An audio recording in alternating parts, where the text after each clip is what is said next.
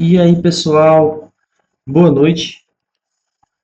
Bom, sou o Lucas Alves, moro aqui no Ceará, no interior do Ceará, e finalmente eu consegui juntar, investir R$ 40.000 em fundos imobiliários.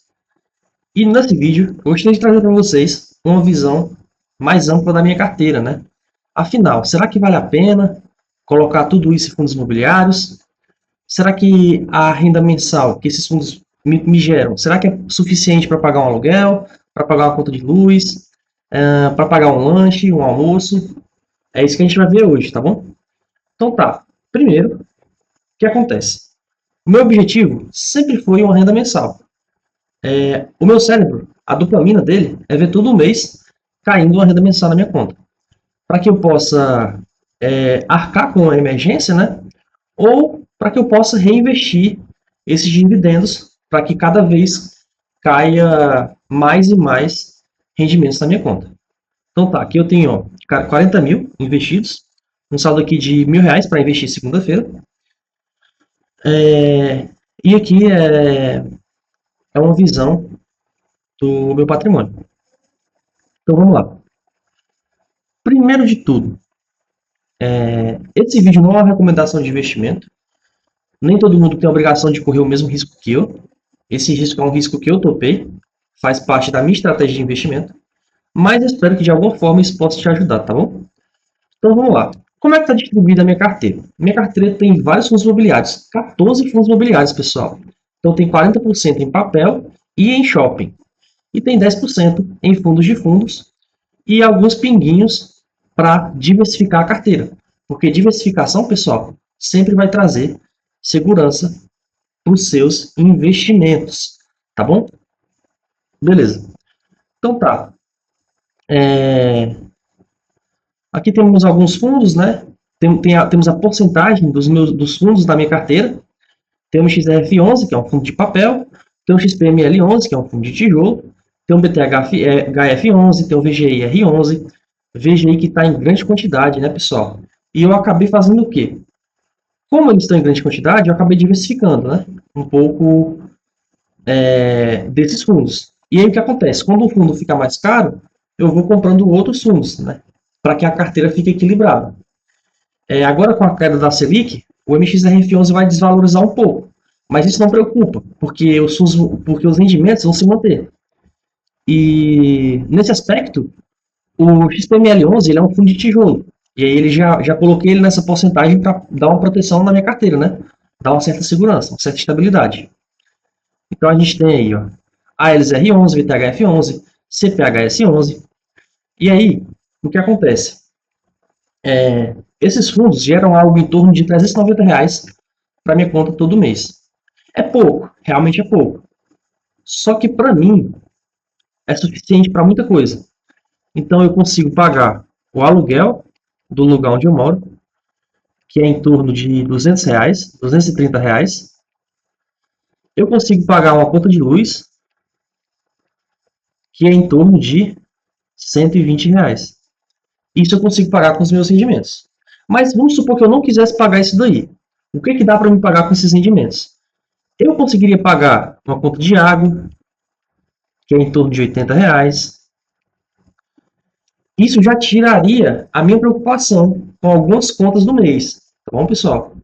Isso daria para pagar a conta de internet, que é em torno de R$ 70. Tá bom, pessoal? Então, não menospreze os pequenos começos, tá bom, pessoal? E além disso, eu, teoricamente, praticamente, eu consigo reinvestir esses dividendos para que cada vez mais eu consiga aumentar o meu patrimônio. É pouco, mas lá atrás, pessoal, eu comecei com um mero R$ 100, né? Comecei com bem pouco mesmo. Então, vamos lá. E vejam que, apesar de ser uma carteira muito dependente de papel, são fundos muito bons, né? Fundos onde eu li todos os relatórios, eu não fui por dica de guru de internet, eu gosto muito de acompanhar os relatórios anteriores, né? Todo mês O fundo lança um relatório mensal. E eu gosto também de uma diversificação geográfica. Eu gosto de ler os fatos relevantes da gestão. Isso é muito importante, pessoal. Muito importante mesmo. Então vamos lá. Seguinte. Aqui temos a distribuição dos rendimentos mensais. A maior parte dos meus rendimentos vem de XPML11, que é um fundo de tijolo. Isso me dá uma certa segurança. Por quê, pessoal? Porque fundo de tijolo é dono do imóvel. Fundo de papel é responsável por CRI, né? Que são dívidas, né? Então, fundos imobiliários, eles têm um risco maior, porque eles não são donos dos imóveis. Tá, mas ao mesmo passo, onde eu coloquei MXRF11 e XPML11, eu também tenho BTHF11, VGIR11, tenho um GARI11. Ah, mas o GARI11, ele está passando por uma situação difícil. É claro, mas veja aí que se o GARI11 parar de me pagar, só prejudica 7% dos meus rendimentos. Então não me prejudica muito. Por isso que diversificar é importante. Ah, mas o CPHS, ele paga R$ 1,05 por cota. Então, deveria ser melhor eu investir só em CPHS 11. Mas por que eu não invisto só em CPHS 11? Porque, pessoal, 2% do portfólio do CPHS 11